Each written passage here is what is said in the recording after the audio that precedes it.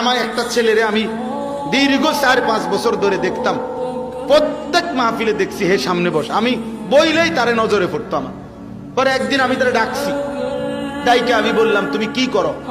কয় হুজুর আমি ঘাস, মানে প্রতিদিন ঘাস কাটি, আর ঘাস কাইটা বিক্রি করি, যা পাই তা দিয়ে সংসার চালাই। তাই বললাম তুমি যে সব মাহফিলে আসো, আমি দেখলাম তোমারে। কয় হুজুরে যখনই আপনার কোনো পোস্টার দেখি, কয় আমি তখন এই ঘাস কাটার টাকার থেকে একটু একটু টাকা জমাই, কয়টা টাকা জমাইয়া গাড়ি ভাড়া মিলাইয়া রাখি, আপনার ওয়াজ শুনতে যাও। তাই বললাম যে মাশাআল্লাহ।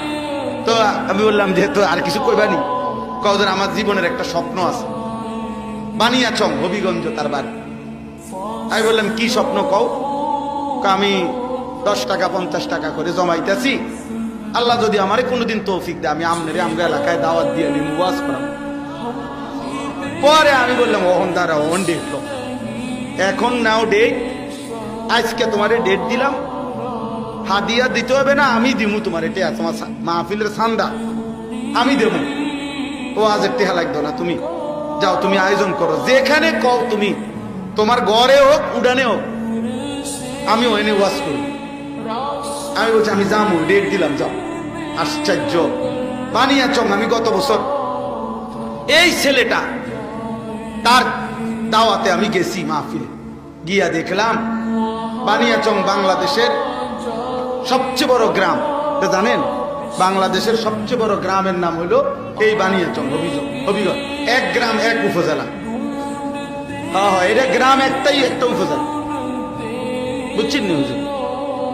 গিয়া দেখছি ওই গ্রামের মানে ওই উপজেলার সবচেয়ে বড় কলেজ হাই স্কুল মাঠ, যেটা বিশাল মাঠ, এই মাঠে এই ছেলে মাহফিল মানে আয়োজন করছে। আমি গিয়া দেখি একেবারে যদি কম হয় মানুষ 15-20 হাজার,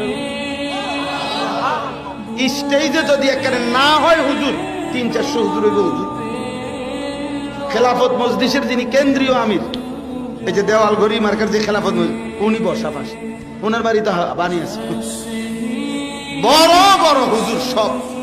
তাই বললাম কি রে কারবারটা কি তারে, কার মাহফিল?